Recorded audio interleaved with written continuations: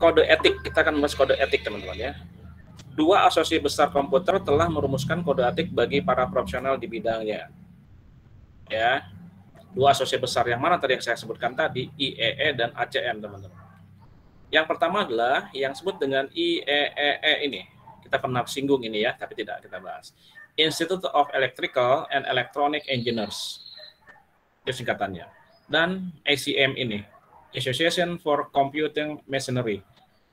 Dua asosiasi besar ini merumuskan Software Engineers Code of Ethics and Professional Practice. Jadi ini dia yang mengatur, kamu kalau jadi insinyur software, kamu harus ikut ini. Lalu aplikasi yang kamu gunakan sebaiknya dari sini, seperti gitu. Jadi sebagai panduan bahwa kita melakukan sesuatu hal yang sama. Gitu ya. Oke. Saya kasih antar muka teman-temannya, interface-nya. Ini yang kalau kalian buka aplikasi ini, Advanced Computer and Science Profession ini yang dikatakan tadi teman-teman. Ini ACM ini, gitu ya. Kalau kalian buka acm.org ya, ini org ya, acm.org ini, maka tampilannya seperti ini. Di sini berisi tentang bagaimana ada panduannya, ada softwarenya, ada misalnya lisensinya, ada yang disebut dengan reward-nya, ada jurnal, teman-teman ya. Kalau kalian misalnya membuat publikasi ilmiah, mahasiswa, maka bisa saja kalian mempublish itu di jurnal internasional, teman-teman. Ya. Nah, maka akan muncul di sini, teman-teman, nanti ya. Nah, ini aplikasinya seperti itu. Advanced Computing and Science Profession. Ini di acm.or, teman-teman ya, ORG. Nah, ini juga kalau kalian misalnya mau menggunakan aplikasi-aplikasi jaringan atau aplikasi apa, silakan, di situ ada. Bagaimana sebagai panduan kita dalam memberikan suatu pembelajaran atau menjadi panduan, teman-teman. Dikatakan merupakan standar untuk pengajaran dan praktek perangkat lunak. Sini ya, banyak menu-menunya teman ya, kalau dilihat ya. Nah, itu nanti kalian tinggal buka saja bagaimana melihat di dalamnya seperti apa ya, acm.org ini ya. Dikatakan sekali lagi standar untuk pengajaran dan praktek perangkat lunak, teman-teman. Lalu yang kita masuk Software Engineer Code of Ethics and Professional Practice. Dikatakan Software Engineering Code of Ethics ini mengubah cara kita bertindak sebagai profesional rekayasa perangkat lunak, teman-teman. Dikatakan merubah cara kita. Cara kita mungkin yang sudah kita pandang baik, sudah pandang bagus, tetapi dalam skala internasional mungkin masih kurang baik. Kalau kita ingin berkualitas, masuk ke kancah internasional, kita harus melihat atau mengacu pada software engineer ini, teman-teman. Itu ya. Kalau untuk lokal Indonesia bagaimana ya? Ikut aturan dari sini. Tapi kalau masuk ke kancah internasional, maka kalian mengikuti ini. Nah, yang saya katakan tadi, ada yang masuk nih. Oke, Faza. Insinyur software harus berkomitmen, katanya, harus berkomitmen untuk membuat analisis, ya, spesifikasi, desain, pengembangan, pengujian, dan pemeliharaan perangkat lunak, teman-teman. Siklus daripada sistem informasi hampir seperti ini, teman-teman, ya, sistem informasi manajemen. Lalu dikatakan apa? Pemeliharaan perangkat lunak, profesi yang menguntungkan dan dihormati. Ya, kenapa saya katakan tadi? Kenapa ada kode etik? Supaya aturannya jelas, ya, kita punya privasi dan kita dihargai di mata publik. Itu. Lalu dikatakan teman-teman gini, sesuai dengan komitmen insinyur software, siapa itu? Kita, teman-teman ya, harus memenuhi 8 prinsip berikut, teman-teman. Ya, sebenarnya kalau kita bawa, kita tarik ke tingkat nasional atau ke Indonesia, sebenarnya sama saja, teman-teman, insinyur software ini ya. 8 ini harus memenuhi, teman-teman, yang dinamakan insinyur software. Siapa dia? Ya kita. Yang pertama public, yang kedua client and employer, yang ketiga product, keempat judgment, kelima manajemen, keenam profession, kolegas, dan self. Ya, 8 ini harus dipegang oleh prinsip ini harus dipegang oleh yang namanya engineer software. Ada 8. Ya, teman-teman, kita bahas satu-satu. Yang dikatakan public, engineer software harus bertindak secara konsisten terus-menerus, teman-teman, ya, dengan kepentingan publik atau umum. Ya.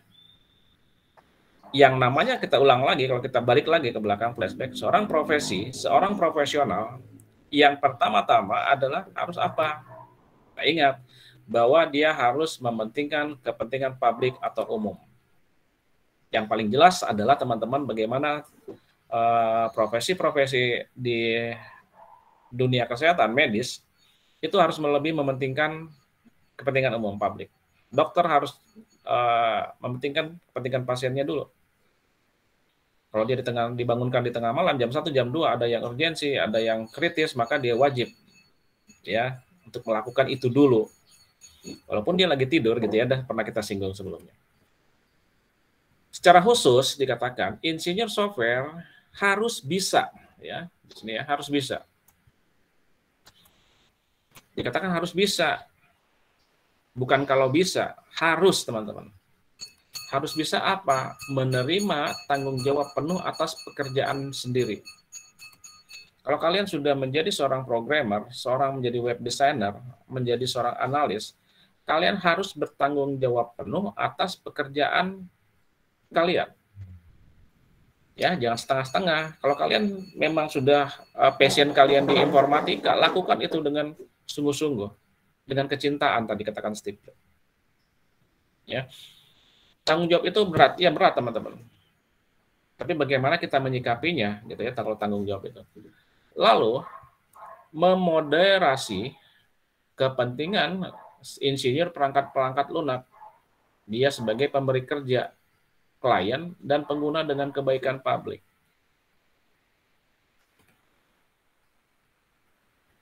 Memoderasi kepentingan insinyur perangkat lunak, teman-teman, dan pemberi kerja, klien, dan pengguna dengan kebaikan publik. Apapun yang kita lakukan, kita di bagian misalnya software engineering, lalu web designer, ya, atau database administrator, maka semua kita harus melihat itu dari sebuah kebaikan publik, teman-teman.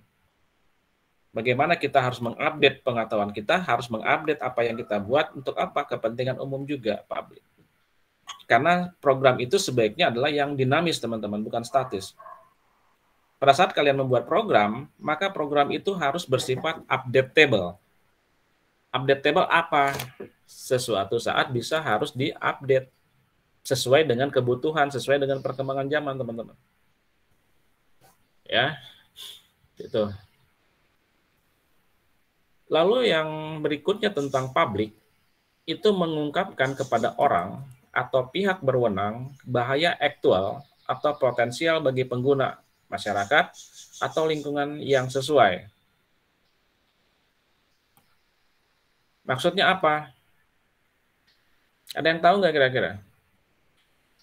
Bagaimana kita harus mempunyai prinsip bisa mengungkapkan kepada orang atau pihak berwenang bahaya aktual, bahaya nyata, atau potensial bagi pengguna. Ada yang tahu nggak kira-kira? Apa maksudnya, Pak? Prayuda tahu? Apa maksudnya itu?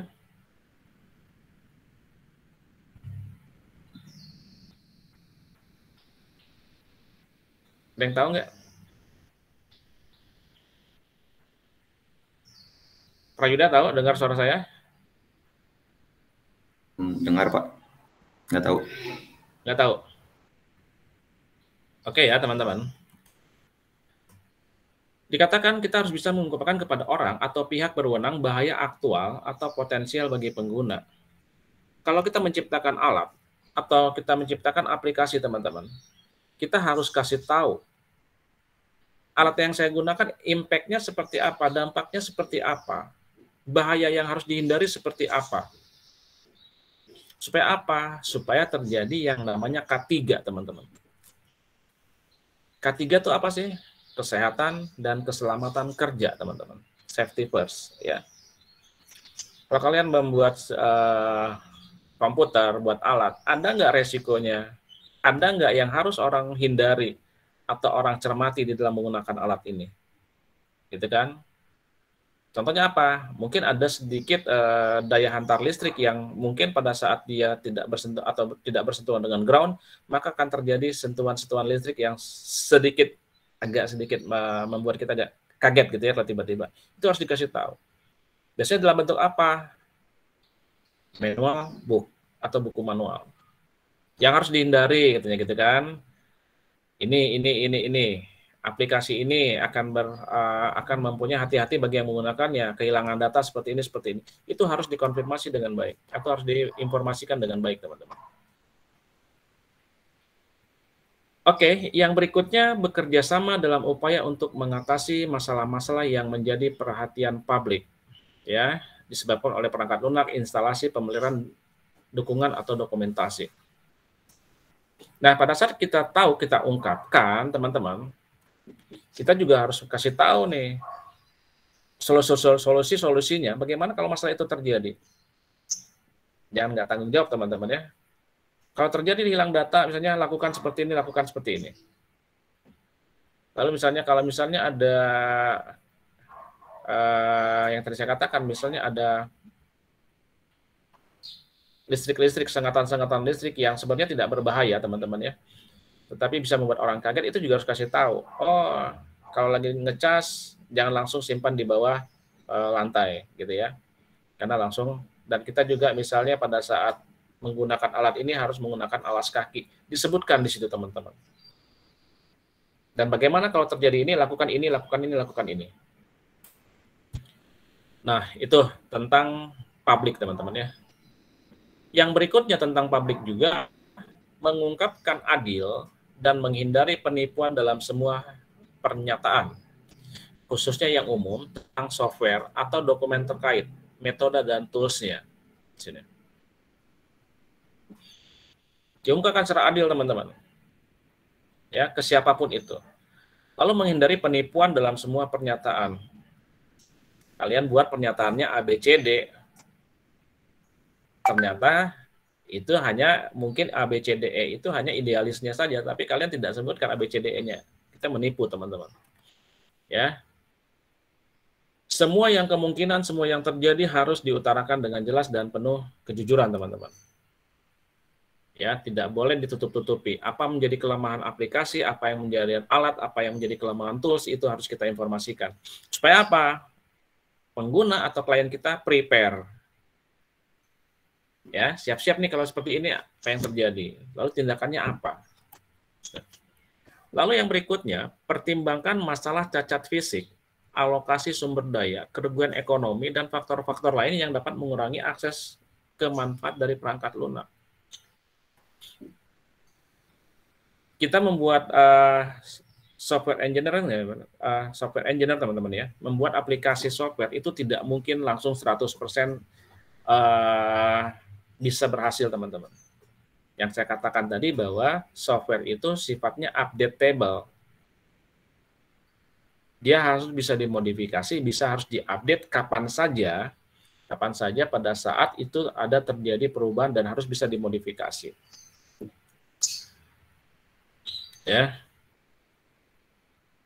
Kalau ada cacatnya, ada kekurangan dari apa yang kita buat, maka kita harus cantumkan, teman-teman. Yang katakan adil dan jujur, memberikan informasi. Aplikasi ini kurangnya seperti ini. Pada saat dia misalnya lebih daripada 10 klien, maka dia akan berat. Lalu spesifikasi hardware-nya. Speknya aplikasi yang dibuat minimal seperti ini. Tidak bisa menggunakan misalnya sistem operasi ini. Disebutkan kekurangannya apa.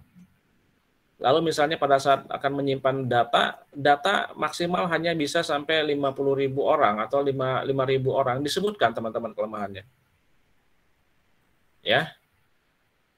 Cacat-cacat fisik itu bisa cacat alatnya, bisa cacat aplikasinya. Makanya ada yang sifatnya trial and error, teman-teman, versi ya. Aplikasi itu kan ada versi ya. Ada yang beta versi, ada versi dummy, ada versi 1, 2, 3, 4. Versi 1, 2, 3, 4 apakah merubah softwarenya? Tidak, teman-teman. Tetapi ada yang dibuat. Oke, saya tanya dulu. Sama siapa ya? Kalian tahu misalnya ada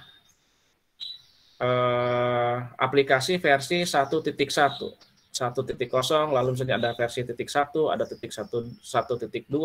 Tahu nggak apa maksudnya, teman-teman? Siapa yang tahu? Coba.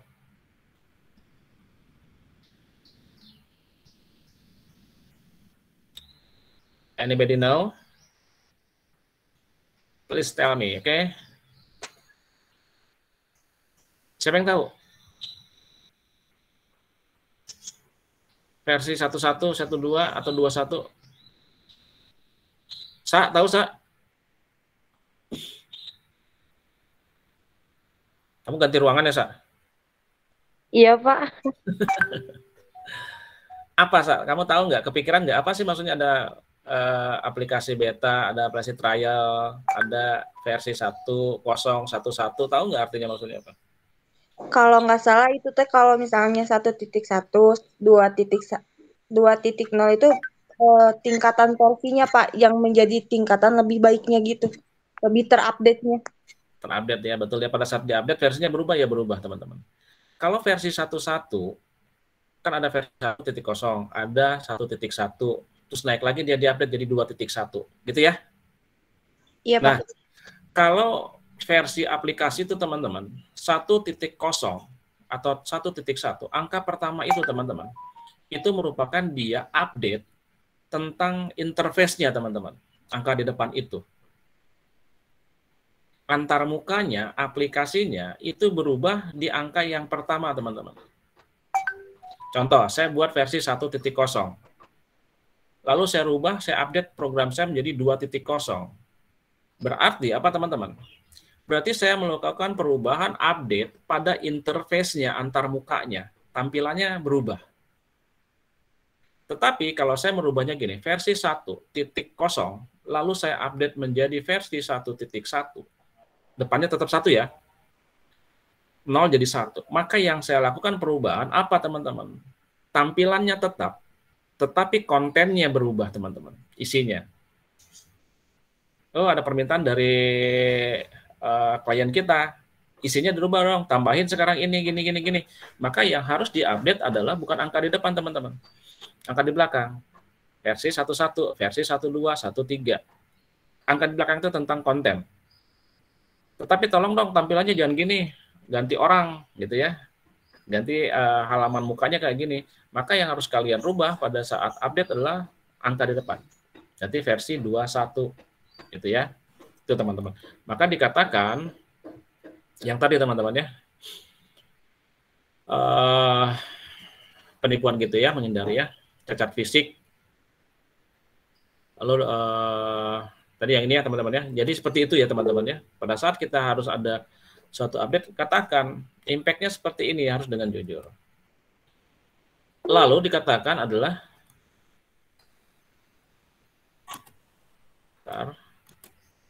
didorong keahlian profesional secara sukarela untuk tujuan yang baik dan memberikan kontribusi yang baik untuk pendidikan masyarakat tentang disiplin ilmu. Keahlian profesi kita dengan secara sukarela, teman-teman, untuk tujuan yang baik. Ya, semua pekerjaan juga ya, bukan profesi juga, pasti tujuannya harus baik, teman-teman. Gitu. Serta harus memberikan kontribusi untuk pendidikan masyarakat tentang disiplin ilmu. Oh iya, akan memberikan tentang bagaimana ya dengan sukarela, dengan keahlian, menyatakan bahwa itu orang akan paham tentang disiplin ilmu. Oh iya, disiplin ilmu kedokteran orang akan paham. Disiplin ilmu tentang hukum orang akan paham. Disiplin tentang informatika, sistem informasi akan orang dipaham, seperti itu. Kita lanjut lagi. Yang kedua, insinyur software dikatakan harus mempunyai disiplin yang kedua ini, teman-teman. Ntar ada yang masuk lagi. Client and employer. Dikatakan insinyur software harus bertindak dengan cara untuk kepentingan terbaik klien. Ya, mereka mereka bekerja konsisten dan kepentingan publik. Apa saja dalam itu? Ini untuk umumnya, teman-teman ya.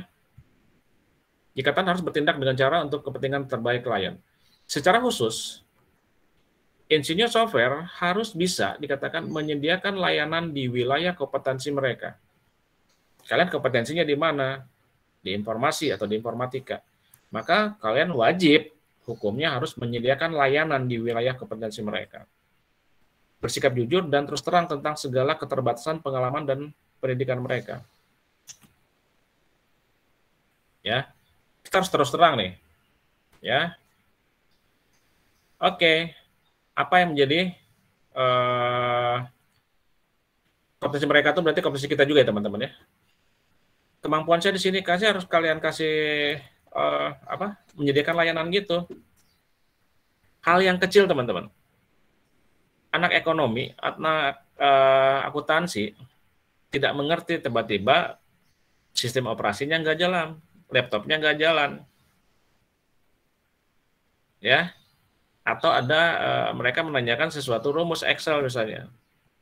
Kalau dilihat dari kompetensi, maka kalian wajib, teman-teman, ya, menyediakan layanan itu, membantu mereka. Apa yang kalian tahu yang berhubungan dengan dunia kita, dunia sistem informasi atau informatika. Lalu klien dan employer yang B-nya, gunakan milik klien atau pemberi kerja hanya dengan cara yang benar atau resmi, dan dengan pengetahuan dan persetujuan klien atau pemberi kerja. Sini dikatakan, pemberi kerja hanya dengan cara yang benar atau resmi. Contoh, teman-teman. Tapi jarang dilakukan ya di Indonesia, teman-teman ya.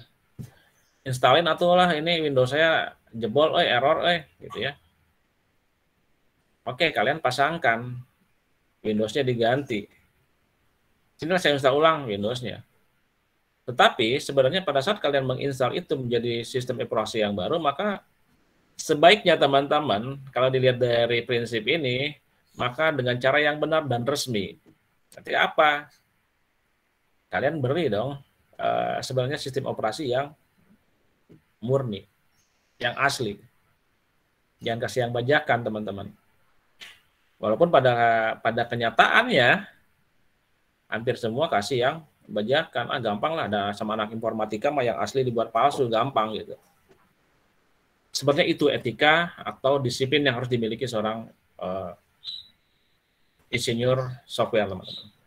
Lalu pastikan bahwa setiap dokumen telah disetujui oleh klien dan pemberi kerja jika diperlukan oleh seseorang yang berwenang untuk menyetujuinya. Ya. Dokumennya apa? Dokumen-dokumen penunjang di dalam kita bekerja dengan IT, teman-teman. Dokumen itu banyak sekali ya. Ada data yang bisa kita ambil dari yang berwenang.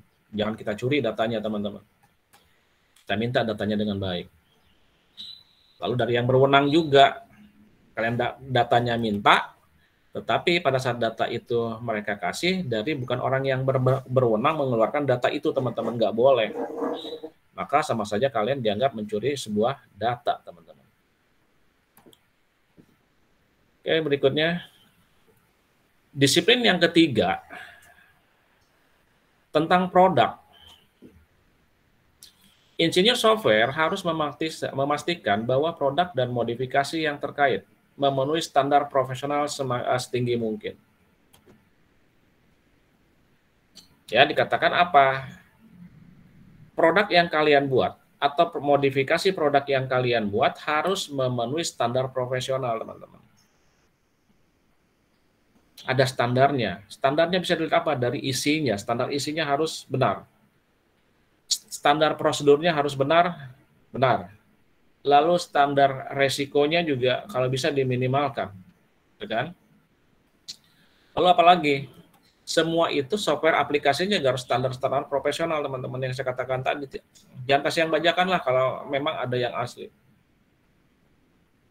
Karena akan menjadi sebuah pelanggaran disiplin ilmu, teman-teman, atau disiplin etika pada saat kita berbicara etika seorang sistem informasi atau insinyur software. Ya. Secara khusus, insinyur perangkat lunak harus bisa, dikatakan lagi harus, teman-teman, bukan kalau bisa, memastikan sasaran yang tepat dan dapat dicapai, dan sasaran untuk setiap proyek di mana mereka bekerja atau mengusulkan. Aplikasi yang kita buat, alat yang kita buat, tool yang kita buat, itu harus bisa dipastikan itu tepat sasaran. Ya, kalian buat aplikasi seharusnya untuk anak SMP atau anak SD. Ternyata aplikasi yang kalian buat tidak seinformatif hanya untuk anak SD atau anak SMP. Kalian buat levelnya untuk tingkat universitas. Ya kan bisa, teman-teman, nggak akan nyambung ya, kasihan. Artinya nggak tepat sasaran kita buat itu gitu. Maka harus tepat sasaran. Kenway itu palah, nggak penting mah jadi misalnya gitu ya, nggak juga, teman-teman, nggak boleh seperti itu. Lalu memastikan bahwa mereka memenuhi syarat untuk setiap proyek di mana mereka bekerja atau mengusulkan untuk bekerja dengan kombinasi pendidikan dan pelatihan dan pengalaman. Kita juga harus bisa memastikan, teman-teman, atau orang yang bisa bekerja dengan kita memastikan nih, ya, kapabilitasnya bisa atau tidak. Contohnya tadi, anak SD bisa nggak menggunakan aplikasi yang kita buat untuk sebenarnya desainnya untuk anak mahasiswa. Sudah nggak tepat sasaran, akhirnya apa? Tidak akan bekerja dengan maksimal. Karena sasarannya nggak tepat, teman-teman. Kayak gitu ya, tentang produk. Lalu yang keempat dikatakan judgment. Insinyur software harus mempertahankan integritas, kejujuran, dan kemandirian dalam penilaian profesional mereka. Secara khusus, ya, dikatakan lagi harus bisa, teman-teman, menjaga objektivitas profesional sehubungan dengan perangkat lunak atau dokumen terkait yang mereka minta atau evaluasi. Kalau kita lihat, teman-teman, insinyur software yang kita bahas sekarang ini adalah kita berada pada sisi seorang, bisa dikatakan sebagai seorang editor, sebagai atau analisator, teman-teman. Ya, atau bisa sebagai konsultan IT.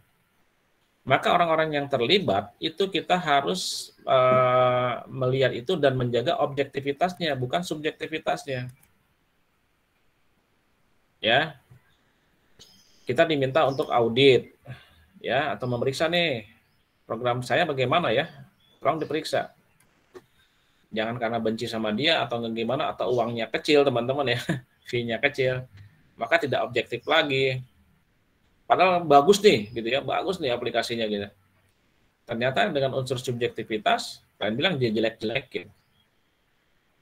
Ada beberapa faktor, mungkin karena tidak suka, like or dislike, ya, atau biaya yang murah yang dikenakan pada kita.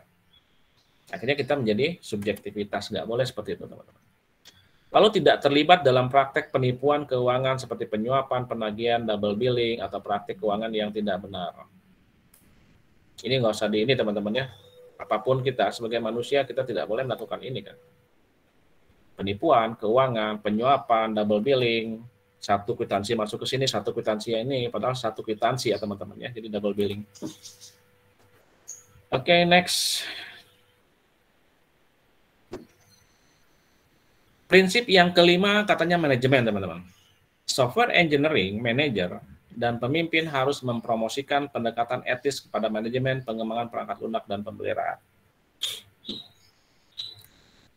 Pada saat perusahaan itu bergerak untuk merubah sistem yang asalnya masih sistem manual menjadi sistem modern atau sistem yang terinformasi, terintegrasi dengan aplikasi, Maka si software engineering manager ini wajib mempromosikan pendekatan etis. Gimana caranya? Satu, memberikan informasi yang lengkap. Ya, memberikan informasi yang lengkap pada manajemen. Pak, ini kita akan berubah kepada suatu perubahan tentang yang namanya komputerisasi. Dampaknya Pak seperti ini, kita akan sampaikan kepada manajemen. Pertama, dampaknya kalau terjadi perubahan itu harus terjadi pada semua lini manajemen. Mulai dari level paling bawah sampai paling atas. Kita harus bisa beradaptasi dengan cara kerja komputerisasi ini. Artinya apa, Pak? Semua karyawan harus di-training. Semua karyawan harus bisa mampu belajar. Ya, jangan bilang ya sudahlah kieu lah, kamu dong itu, enggak bisa. Kan harus memberikan informasi itu. Kalau kita pakai ini, Pak, sudah pasti akan ini, akan ini, akan ini. Dampak sama kita bagaimana? Kita jangan bermain aman saja, teman-teman. Ya, kita harus mulai bergerak, Pak. Kita harus bergerak, Pak. Kita nggak bisa seperti ini aja. Kita harus bisa merubah mindset kita, merubah pikiran kita yang asalnya manual menjadi terkomputerisasi. Bagaimana caranya? Latihan dan training, Pak. Tanya lagi, bagaimana? Siapa yang jadi trainernya? Oke, saya akan tunjuk orangnya, Pak. Atau dari tim kami. Bisa seperti itu, teman-teman. Ya. Secara khusus, mereka yang mengelola atau memimpin insinyur perangkat lunak harus bisa memastikan manajemen yang baik untuk setiap proyek di mana mereka bekerja, termasuk prosedur yang efektif untuk promosi kualitas dan resikonya. Dikatakan, teman-teman, prosedurnya seperti apa? Oke, Pak. Pertama, kita harus kumpulkan dulu data-datanya seperti ini. Lalu kita panggil, kita hire orang luar, pihak orang luar, ya, konsultan, misalnya konsultan software, untuk merancang ini. Buat prosedurnya seperti itu. Lalu kita akan lihat lagi, setelah itu mereka harus melihat atau memastikan bahwa prosedur atau promosi kualitasnya sangat baik, Pak. Lalu resiko-resiko yang muncul itu harus diminimalisasi. Karena komputerisasi itu juga harus mengurangi yang namanya resiko. Resiko itu tidak bisa dihilangkan, teman-teman, ya. Semakin tinggi pekerjaan, semakin tinggi kualitas, maka resikonya akan semakin tinggi juga.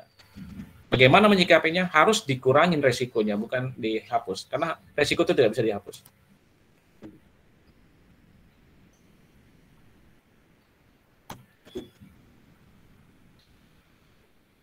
Oke, yang berikutnya manajemen memastikan bahwa insinyur perangkat lunak mengetahui kebijakan-kebijakan karyawan dan prosedur-prosedur untuk melindungi password.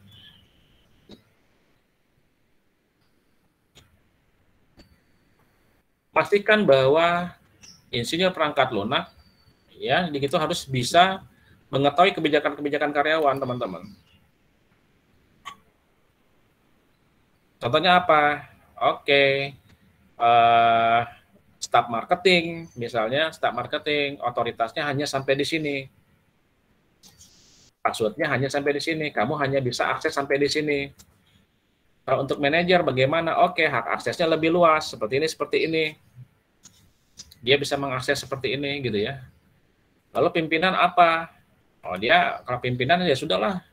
Dia mah tidak perlu tahu cara prosesnya, yang penting laporannya. Oke. Pimpinan paling atas akses laporan. Ya. Tapi dia punya hak akses untuk semua, teman-teman. Misal seperti itu. Lalu dan kita juga harus bisa memastikan, teman-teman, tentang password yang kita berikan kepada atau yang diberikan kepada karyawan. Jangan sampai mengumbar-umbar password, teman-teman. Ya, orang semakin lama kan buat password dah tidak lagi mungkin dengan angka atau fingerprint, ya, tapi sudah menggunakan gandeng kita motor. Dengan menggunakan biometrik, teman-teman, ya. Biometrik tahu, teman-teman?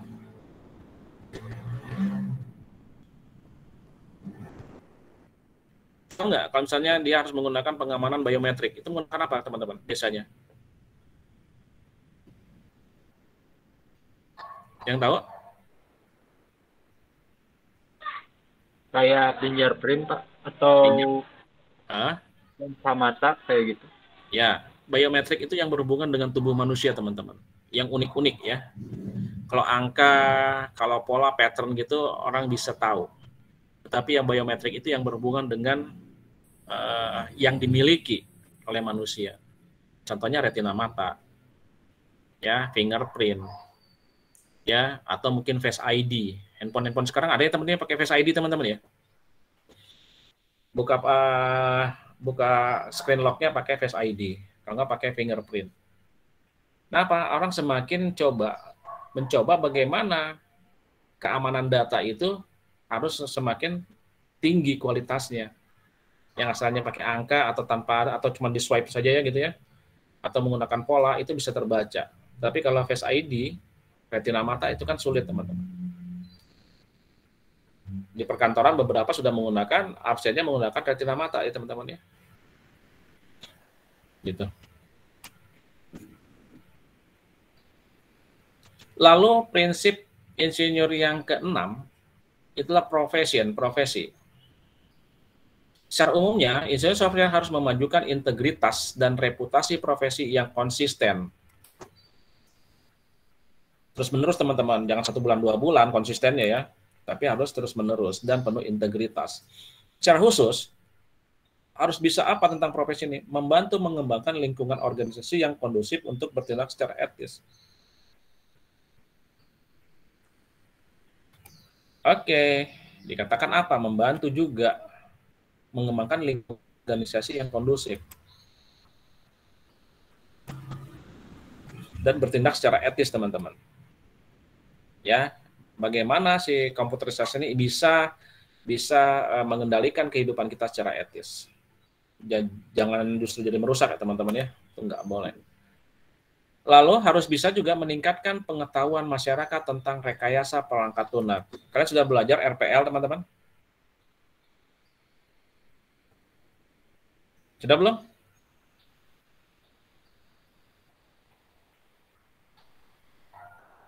Sudah belajar?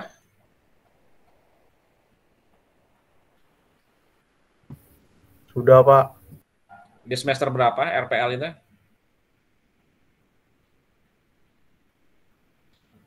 Lupa Pak di semester berapanya. Ya, tapi sudah pernah dapat ya. Nah, berarti apa? Yang kita pelajari teman-teman, singkatnya apa? Misalnya rekayasa perangkat lunak ya. Nah, ini juga harus menjadi meningkatkan pengetahuan masyarakat juga. Oh, ternyata ada ya perangkat lunak seperti ini. Akibat apa? Akibat rekayasa dari sebuah perangkat lunak, teman-teman. Itu yang wajib atau harus yang dilakukan oleh insinyur software.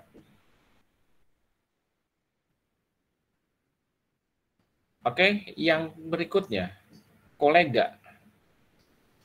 Dikatakan secara umum, insinyur perangkat lunak harus bersikap adil dan mendukung rekan-rekan mereka. Kolega, teman-teman ya. Teman-teman profesi itu kolega, teman kerja kolega. Tapi secara khusus, kita itu perangkat lunak insinyur harus bisa apa? Mendorong rekan kita, kolega kita untuk memenuhi kode etik ini, teman-teman. Kalau yang melanggar kode etik, sebaiknya kita kasih pengertian, nggak boleh kayak begitu dong. Kita harus melakukan ini kode etiknya, ya. Jangan nanti kalau kalian berbuat seperti itu, saya juga yang kena dampaknya. Orang-orang yang seperti kita terkena dampaknya. Kita harus mengingatkan itu. Ya, mendorong rekan kita untuk mematuhi kode etik ini. Kalau ada yang melanggar, kasih tahu. Ya kan? Diingetin, jangan kayak gitu loh. Kena undang-undangnya loh, ada hukumnya loh. Terus kan kasihan juga, kamu yang melakukan nanti orang yang seprofesi akan kena cipratannya juga. Itu dia tidak akan melihat nama, tapi profesi itu. Gitu ya. Membantu rekan-rekan dalam pengembangan profesional. Bagaimana kita juga bisa memahami ini bahwa kita menjadi tutor juga bagi rekan-rekan kita, teman-teman. Lalu meninjau pekerjaan orang lain secara objektif. Ini sama seperti yang tadi, teman-teman ya. Tidak boleh subjektif, jujur dan dan cara benar didokumentasikan. Jadi pada saat kalian melakukan sebuah peninjauan itu harus didokumentasikan. Ya, apakah itu dokumentasi digital atau dokumentasi manual, teman-teman. Yang berikutnya, yang 8. Aduh, ini Muhammad Taufik baru masuk. Orang udah mau selesai ya. Lalu yang ke-8, self. Self di sini secara umum, engineer software harus berpartisipasi dalam belajar seumur hidup, teman-teman ya. Long life, teman-teman ya. Long life education, long life learner. Ya. Tentang praktek profesi mereka dan akan mempromosikan pendekatan etis untuk praktek profesinya. Tapi secara khusus bagaimana? Perangkat lunak engineer software harus bisa meningkatkan kemampuan mereka untuk menciptakan aman, handal, berguna kualitas perangkat lunak dengan biaya murah dan waktu yang wajar. Sesuatu yang kita ciptakan harus safe, handal, ya, dapat diandalkan, dan berguna kualitas perangkat lunaknya. Ini pasti ya teman-teman ya. Kalau bisa teman-teman, itu dibuat yang murah atau yang terjangkau. Artinya jangan buat terlalu mahal, gitu ya. Contoh misalnya kalian diminta sebuah institusi kecil, misalnya Ridwan, buatin atau saya ingin promosinya berbasis web, buatin webnya. Oh bisa Pak, bisa Bu. Jangan langsung harganya berapa Ridwan, 10 juta gitu kan.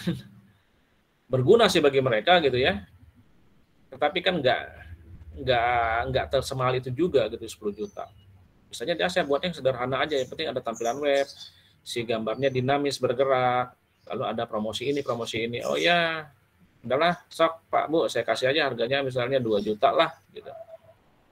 Jadi sesuatu yang bisa lebih murah terjangkau, tetapi tetap kita tidak rugi teman-teman. Ya.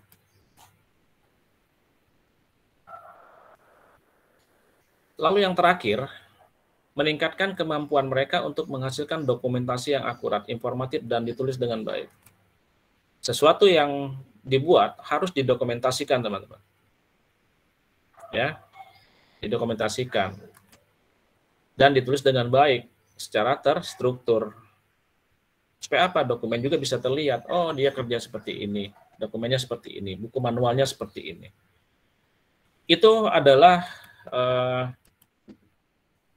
8 yang harus dimiliki teman-teman oleh yang namanya insinyur software.